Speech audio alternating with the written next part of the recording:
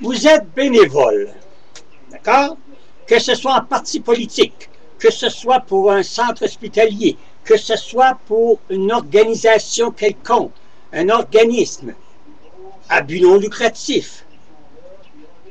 90% des bénévoles, est-ce que vous pensez ont le droit de faire ce que ces deux morons ont fait dans le cadre des juges et au gouvernement?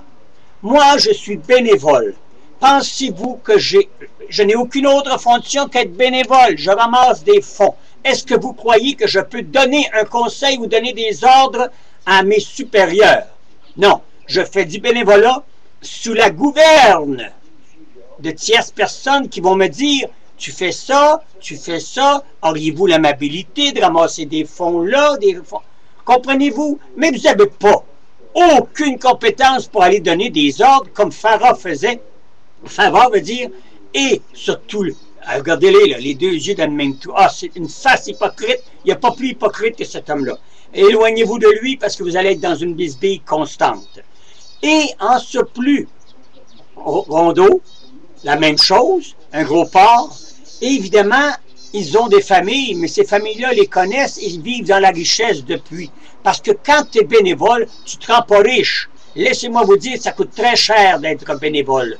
Bien placé pour le savoir. Ça nous coûte toujours quelque chose. Pour ça qu'aujourd'hui, Pépé n'en fait plus.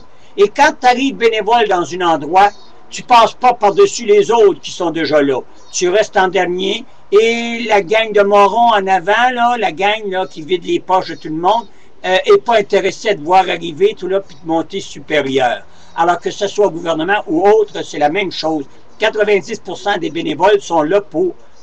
OK, c'est bénévole, mais pas vrai! Ils ne sont pas bénévoles, tabarnak, d'une manière. Ils sont payés par des instances. Ils sont payés par d'autres sources. Ils ne font pas du bénévolat, comme on dit, un vrai bénévolat. Que ce soit dans un centre hospitalier, vous allez voir, je vais le nommer, centre Saint-Augustin, ici, au boulevard des Chutes, mettons un exemple, à Québec. Bien, laissez-moi vous dire que le comité de bénévoles qui sont là attendent le décès d'un mort, et laissez-moi vous dire que cherchez pas ces biens. Ils ont tous disparu par enchantement. Bon, et si c'est le bénévole qui distribue 200 barres de chocolat, c'est des exemples que je vous donne, 200 barres de chocolat, il y en a 100 qui s'en vont direct à leur résidence et les autres sont distribués. Et quand ils ne sont pas dans leur chambre, mange la marde, toi, on t'en donne pas de chocolat. Cas vécu. Ça, là, c'est plein d'ambiguïté comme ça à Saint-Augustin, au centre Saint-Augustin, ça soit n'importe où il y a du bénévolat. C'est toujours un vieux puis une vieille sacrement qui sont le monopole, qui ont le dessus. Et laissez-moi vous dire qu'ils ne veulent pas distribuer les tâches alentour. Oh non. Hey, en cas qu'on perdrait quelque chose. Alors, ces vieux Christ-là qui restent sur la rue Ruelle à Montmorency et qui travaillent là comme bénévoles dans un centre hospitalier, et laissez-moi vous dire que quand vient le temps, une fois par année, de faire leur marché aux puces sur l'avenue Royale, laissez-moi vous dire qu'on revoit bien des articles qui ont été dérobés aux personnes qui sont décédées, puis même sont encore en vie, mais il y a toujours des doigts croches qui se promènent dans les chambres, et laissez-moi vous dire que laissez rien de moindrement dispendieux, parce que tout s'évapore, comme si rien n'était.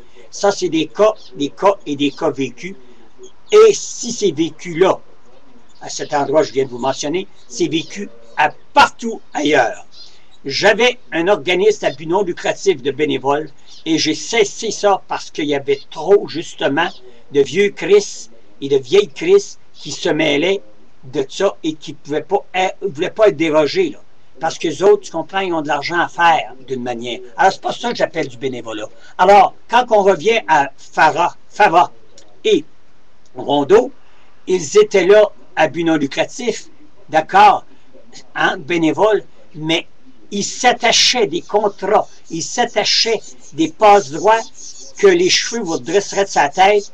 Et là, je suis en train de lire un document qu'on vient de m'envoyer.